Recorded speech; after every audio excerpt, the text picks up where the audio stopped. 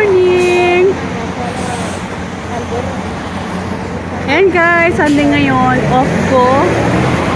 Kahapon hindi ako lumabas kasi medyo malakas yung snow kahapon. So ngayon, konti lang, 20% lang ng snow. Kaya lumabas ako kasi ano din boring din kapag hindi ako lumabas. Parang pagod na pagod ako, kakaiga. Kaya ngayon kailangan ko lumabas. Magsisimba ako guys ngayon kasi Sunday. Tapos ito pakita ko sa inyo yung weather dito sa London, Ontario. -8 ngayon guys. So it feels like -17. So malamig talaga. Ayan no, saka mayroon lights no ngayon. Hello mga ka-dreamers! Welcome back to my vlog. Hello everyone! For today's video, i-share ko lang sa inyo yung naging journey ko sa pag-take ko ng IELTS. Okay, ano ba yung IELTS? IELTS ay International English Language Test System. Ang IELTS po, meron po dalawang pwede nyo pagpipilian. It's either computer or paper-based. Ako, ang pinili ko ay paper-based. May alam naman ako sa computer, pero wala akong practice sa typing. Yun talaga ang dahilan kung bakit ako hindi nag-take ng computer. Sabi kasi nila, mas madali daw ang self-pip compare sa IELTS. So, kung magaling naman kayong mag-type sa computer, ay choose nyo yung self-pip. Pero dahil ako ay hindi ako comfortable sa pag-type sa computer at the same time yung sa listening, hindi ko talaga kinonsider guys yung self-pip. Ngayon, paano ba yung ginawa ko guys sa pag-take ng IELTS? Una ay nag-search muna ako kung saan ako pwedeng mag-exam. Marami akong pinuntahan ng mga institusyon or mga license ng IELTS dito sa London, Ontario. Nag-try ko din yung Pansho College. Kaso yung schedule nila ay every weekends lang. So, hindi talaga fit yun sa schedule ko. Meron din sa Western. So, ganun din. Weekends din. So, ngayon, nag-search ako. Napuntahan ko yung Ampara Test Center.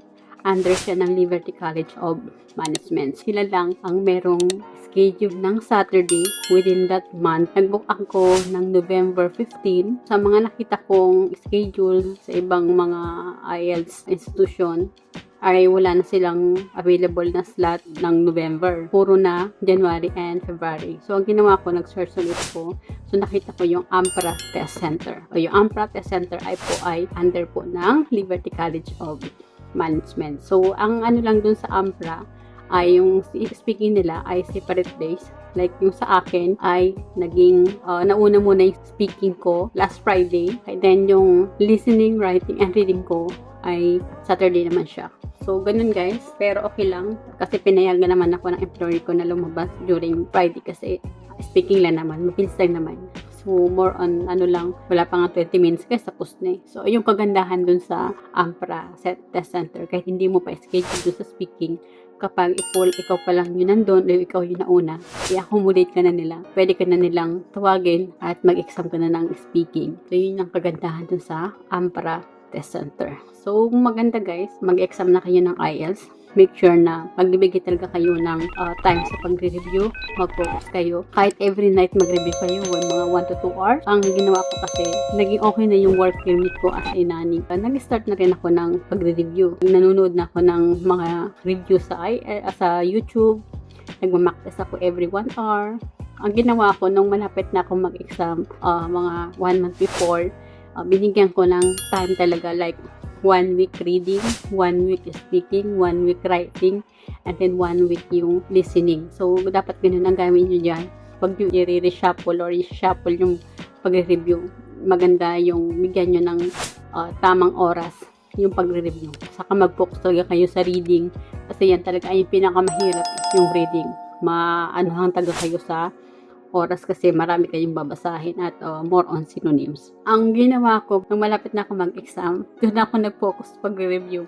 Kasi yung mga, yung hindi pa ako nakapag-schedule guys, 1 oras lang sa gabi. Yun ang binigay ko sa sarili ko para makapag-review. Pero pag off ko naman, like Saturday and Sunday, pag nasa mall ako, kunwari nagkakape ako, tumatambay ako, ay talaga ako, nagbabasa-basa ako kasi meron akong dinownload na apps ng IELTS. Binabasa ko yung mga sample essay nila. Dapat talaga maglaan kayo guys sa reading kasi yan talaga yung medyo tricky na exam sa reading saka yung listening. Yung sa listening naman ay dapat masundan niyo yung audio kasi kapag nawala kayo dun sa audio, hindi nyo nasundan, panigurado hindi nyo na alam kung anong sasagot nyo. So, guess na lang. Mas maganda i-guess nyo na kaysa ibablank nyo yun. Tapos, magkano yung IELTS dito sa London, Ontario. Ang binayaran ko guys ay 360 point something, 360.50 na yata yung kasama na yung tax. Mahal talaga guys pag take ng IELTS. Marami naman kaming nag-exam nung time na nag-exam ako. Mix na siya guys, academic or general training. Tapos ang kagandahan guys, kapag mag-exam kayo, kunwari computer-based kayo, ang kagandahan dun ay pwede kayong mag-retake. Kunwari, hindi nyo na ipasa yung reading. Pwede nyo i-retake yun. Yun lang yung i-retake nyo. So, the rest na score nyo, ganun pa rin nak-maintain yun. Tapos, yung reading, kung gusto nyo i-retake at hindi kayo nakapasa, ay pwede nyo i-retake yun. Pero, computer lang. Kung sa nag-computer based kayo. Pero kung IELTS paper-based ay hindi po. Kapag mayroon kayong hindi naipasa sa isang category sa IELTS paper-based ay uulitin nyo lahat. Kailangan din kapag mag-exam kayo, lagi kayong magdasal na tulungan kayo ni Lord na maging successful yung IELTS nyo. So yan lang talaga guys yung pinaka mahirap na pagdadaanin kapag mag-apply na ng permanent residence yung language exam kasi hindi pwedeng wala kayong language exam kasi yan po yung major requirements kapag mag-apply ng PR. Okay? Kahit na po mga low wage, mga caregiver ay kailangan po talaga ng IELTS or any language test. Marami na ba kayong pagpipilian like TOEFL, CELPIP, computer, IELTS? Pero sabi nila mas madali na yung CELPIP. Mas mahirap ka yung IELTS. Pero ang lang guys, mag-focus na lang kayo sa kung ang advice ko sa inyo, kung hindi kayo magaling sa pag-type sa computer, ay piliin nyo na lang yung paper-based kasi baka maubusan kayo ng oras. Nandun pa lang kayo sa task 2. Ang task 2 po ay 250 words. And then yung task 1, and yun yung 150 words. Tapos ang ko sa inyo, tips ko sa inyo ay unahin nyo yung task 2 dun sa writing. Tapos hulihin nyo na yung task 1 kasi dun sa task 2 ay yan po ay makakuha kayo ng mataas na grade sa task 2. Yun po yung 250 words. Tapos sa reading, focus kayo sa synonyms. Kasi more on synonyms po. And then sa listening naman, try kayong mag-mock test. Manood kayo sa YouTube, mag-mock test kayo. Check nyo kung ilan yung makukuha yung score sa mock test nyo. Kailangan mayroon kayong mock test guys. Tapos, yun nga guys, mag-prepare kayo ng pera. 360, yung sa akin ay 360. Tapos, mag-book kayo ng test center na malapit sa inyo at alam nyo yung address. Tapos, ang ko sa inyo, kung hindi nyo kabisado yung lugar, puntahan nyo during off. Ganyan ang ginawa ko kasi hindi ko pa alam yung test center.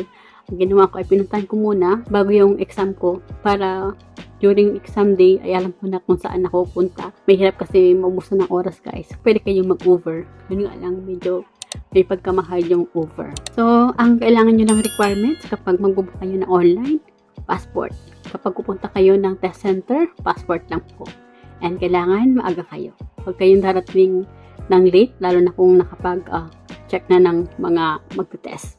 Kailangan maaga kayo. Gahan nyo na mas maganda para hindi sayang pera nyo. Kasi hindi na po kayo i-accept ng test center kung kayo po ay late na. So, ano ba naging resulta ng IELTS ko? Okay, ang IELTS ko, ang naging result po ko sa lahat ng category, ang reading ko ay 4.5 and yung listening ko naman ay 5. 5.5 naman yung writing ko and yung speaking ko naman ay 5. So, overall 5 score po ako. So, ang kailangan lang po sa PR pathway ng mga caregiver ngayon ay band score 4 lang. So, band score ay ibig sabihin, ang reading ay 3.5, listening 4.5, speaking 4, and writing is 4. So, yung nakuha ko po ay more than enough para dun sa kailangan ng IELTS para pag-apply ng PR. So, nung nalaman ko guys, yung result, kasi yung sa result guys, pwede nyo makita online dun sa test portal nila. Test taker portal. Kapag ready na yung yung result nyo, mag-email naman yung IELTS center, like yung Liberty College of Management, nag-email sa akin na yung test result ko ay pwede nang i-view online. So, ang ginawa ko, binyo ko agad. Alam niyo ba guys, nung nakita ko yung exam ko, na pasado ko, naiyak talaga ako, nagtatalo talaga. Nagtatalo na ako kasi nga nakapasa ako. Hindi na ako ulit kasi nga nakaka-stress yung pagre-review kasi hindi ka pa makakapag-forward sa ibang plano mo kasi doon ka pa mag-focus sa pag-review ng IELTS. Kasi yan pinaka-importante talaga yung IELTS. Yun lang kasi guys yung kulang ko para sa paghihintay ng mag-open yung PR program ngayong 2025. So, ngayon, good news nga guys kasi nga, pasado na po yung IELTS ko. Sa mga mag-take po ng IELTS, make sure po kapag po mag-exam kayo, puntahan nyo muna yung test center para alam nyo at hindi kayo mahirapan maghanap ng location ng test center nyo during test day. Focus kayo sa pagre-review, lalong-lalo sa reading and listening. Madali lang po yung speaking, basta alam nyo kung paano ang gagawin yung strategy. Ang importante guys ay huwag kayong kabahan kasi kapag kinabahan kayo, mararatal na kayo. Actually ako, na stack up din ako sa 2 minutes. Pero bago naman mag 2 minutes, at after ng 2 minutes, maganda naman yung naging sagot ko dun sa akin. So, yun guys, na-share ko lang sa inyo yung naging journey ko sa IELTS at naging successful naman, thanks God. And sana ho kayo naman, kung kayo naman po ay mag-take ng exam, sana ho makapasa din po kayo para hindi na ho kayo mag-test ulit kasi sayang po yung pera, gagastos na naman po kayo ng dolyares. Medyo mahal kasi, medyo mahal din kaya focus po kayo sa pagre-review, okay? And yun lang guys, na-share ko lang sa inyo yung IELTS journey ko. Sana ho kayo makapasa din po. So guys, if you find my video helpful, please subscribe naman po and like and share naman po. Kung nagustuhan niyo po yung mga video ko at nakakatulong po sa inyo, please click naman po yung bell notification para ma-notify po kayo sa mga bago ko video. So yun lang guys, thank you for watching. Bye, God bless us all.